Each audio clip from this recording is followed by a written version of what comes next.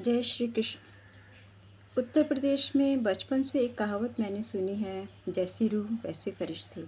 लेकिन कल के सेशन में मैंने इसका साक्षात अनुभव किया। गुजरात में एक परिवार रहता है। पति का कंस्ट्रक्शन का काम है और कुछ महीने से वो बिना काम के हैं, तो आर्थिक संकट है पूरे परिवार पर। स्वास्थ्य की भी समस्या है और उनकी पत्नी ने मुझसे जुड़कर मुझसे अनुरोध किया था कि मैं उनकी कुछ सहायता करूं।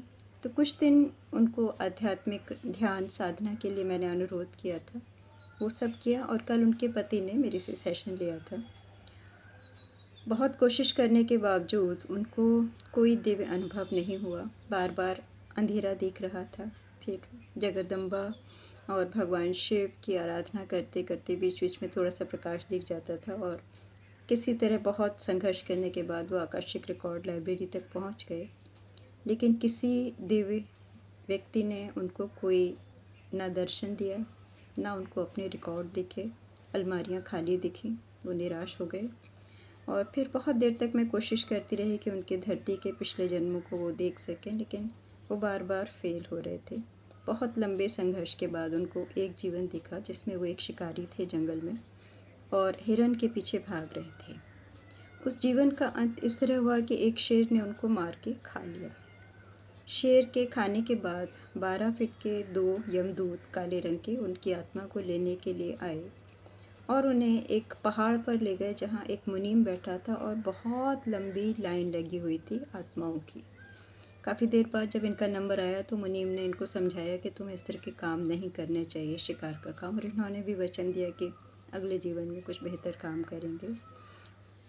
शिकारी के बाद जो इनका जन्म हुआ उस जीवन में ये एक मुनीम का काम करते थे। साधारण सा इनका जीवन था।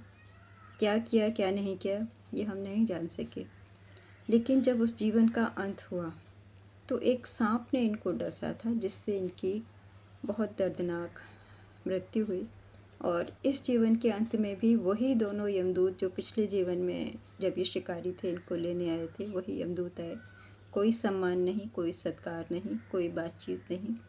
इनको इस बार यमदूत उस पहाड़ पर लेकर नहीं गए जहाँ पहले लेकर के गए थे, बल्कि एक बगीचे में लेकर गए जहाँ सब कुछ साफ सुथरा था और लोग भी वहाँ पर प्रसन्न दिखाई दे रहे थे। शिकारी के कंपैरिजन में मुनीम का जीवन इनका बेहतर था, तो उसके अनुसार ही इनको मृत्यु के उपरांत अनुभव हुआ, इनकी गति हुई। इस जीवन में मैं इनको जब भविष्य में लेकर के गई तो 2030 तक इन्होंने देखा कि सब कुछ सुधर गया है। इनका अपना काम है, अच्छा चल रहा है और परिवार की आर्थिक स्थिति सुधर गई है। सभी लोग सुखी हैं, संतुष्ट हैं। तो इन्होंने मुझसे पूछा कि इन्हें क्या करना चाहिए। तो मैंने कहा इनकी शिव जी में आस्था है तो आप सोमवार को उपवास कीजिए, भगवान शिव के मंत्र का जितना जाप कर सकते हैं कीजिए, क्योंकि हमें ये समझना है कि मनुष्य का शरीर बहुत कीमती है।